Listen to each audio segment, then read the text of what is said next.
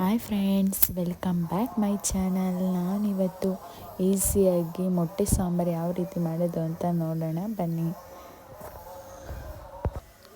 ಒಂದು ಜಾರಿಗೆ ಬೆಳ್ಳುಳ್ಳಿ, ಶುಂಠಿ,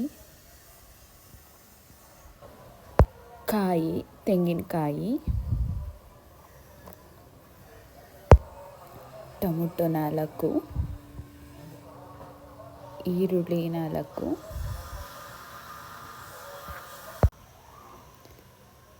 ಮತ್ತು ಒಂದು ಸ್ವಲ್ಪ ಸಾಂಬಾರು ಸೊಪ್ಪು ಹಾಕೊಳ್ಳೋಣ, ಮತ್ತು ಹುರ್ಗಡ್ಲೆ, ಚಕ್ಕೆ, ಲವಂಗ, ಮೆಣಸು ಹಾಕಿ ಖಾರ ಪುಡಿ, ಸಾಂಬಾರು ಪುಡಿ ಹಾಕಿ ಗ್ರೈಂಡ್ ಮಾಡಿಟ್ಕೊಳ್ಳೋಣ.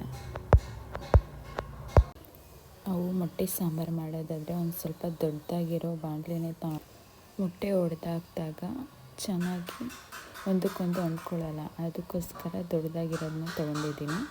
ಎಣ್ಣೆ, ಸಾಸಿವೆ, ಕರಿಬೇವು, ಮೆಣಸಿನ್ಕಾಯಿ ಹಾಕಿ ಒಂದು ಸ್ವಲ್ಪ ಫ್ರೈ ಮಾಡ್ಕೊಳ್ಳೋಣ. ಸ್ವಲ್ಪ ಫ್ರೈ ಆದಮೇಲೆ ಈರುಳ್ಳಿ ಮತ್ತು ನಾವು ರುಬ್ಬಿಟ್ಕೊಂಡಿದ್ವಲ್ಲ ಹಸಿ ಸ್ಮೆಲ್ ಅದು ಹಸಿ ಸ್ಮೆಲ್ ಹೋಗೋ ಗಂಟ ಅದನ್ನು ಚೆನ್ನಾಗಿ ಫ್ರೈ ಮಾಡ್ಕೊಳ್ಳೋಣ. ಸ್ವಲ್ಪ ಎಣ್ಣೆ ಬಿಟ್ಕೊಳ್ಳೋ ಗಂಟ ಚೆನ್ನಾಗಿ ಫ್ರೈ ಮಾಡ್ಕೊಳ್ಳೋಣ.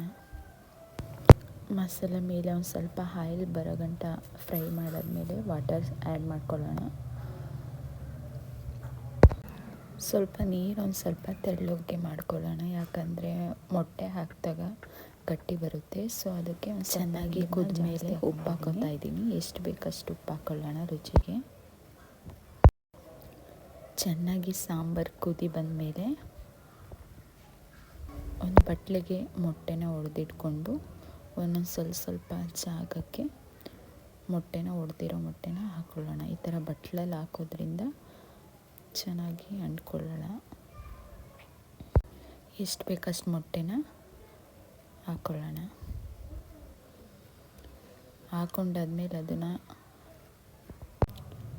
ಸೌಟಲ್ಲಿ ಈ ಥರ ಮರ್ಚಿಸ್ಬಾರ್ದು, ಮರ್ಚಿದ್ರೆ ಎಲ್ಲ ಕಲಿಸ್ದಂಗೆ ಆಗುತ್ತೆ. ಸೊ ಅದಕ್ಕೆ ನಿಧಾನಕ್ಕೆ ಸ್ವಲ್ಪ ಈ ಥರ ಎತ್ತಿ ಹಾಕೋದ್ರಿಂದ ಮೊಟ್ಟೆ ಒಂದಕ್ಕೊಂದು ಅಂಟ್ಕೊಳ್ಳಲ್ಲ.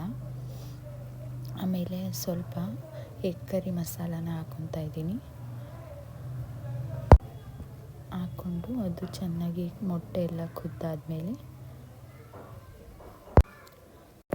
ಮೊಟ್ಟೆ ಹಾಕಿದ ತಕ್ಷಣ ನಾವು ಸೌಟಲ್ಲಿ ಈ ಥರ ಮಾಡಿದ್ರೆ ಅದು ಮೊಟ್ಟೆ ಕಲಿಸ್ದಂಗೆ ಆಗುತ್ತೆ. ಅದಕ್ಕೆ ದೂರ ಹಾಕಿ ನಿಧಾನಕ್ಕೆ ಈ ಥರ ಮಾಡಿದ್ರೆ ಮೊಟ್ಟೆ ಒಂದಕ್ಕೊಂದು ಅಂಟ್ಕೊಳ್ಳಲ್ಲ, ಮೊಟ್ಟೆ ಚೆನ್ನಾಗಿ ಸಿಗುತ್ತೆ ತಿನ್ನೋಕ್ಕೆ. ನೋಡಿದ್ರಲ್ಲ ಫ್ರೆಂಡ್, ತುಂಬ ಈಸಿಯಾಗಿ ಚೆನ್ನಾಗಿರುತ್ತೆ ಟೇಸ್ಟು. ನೀವು ಒಂದ್ಸಲ ಟ್ರೈ ಮಾಡಿ. ಇನ್ನೊಂದು ವೀಡಿಯೋ ಜೊತೆ ಸಿಗ್ತೀನಿ. ಅಲ್ಲಿವರೆಗೂ ವೆಯ್ಟ್ ಮಾಡ್ತಾಯಿರಿ. ಬಾಯ್ ಬಾಯ್.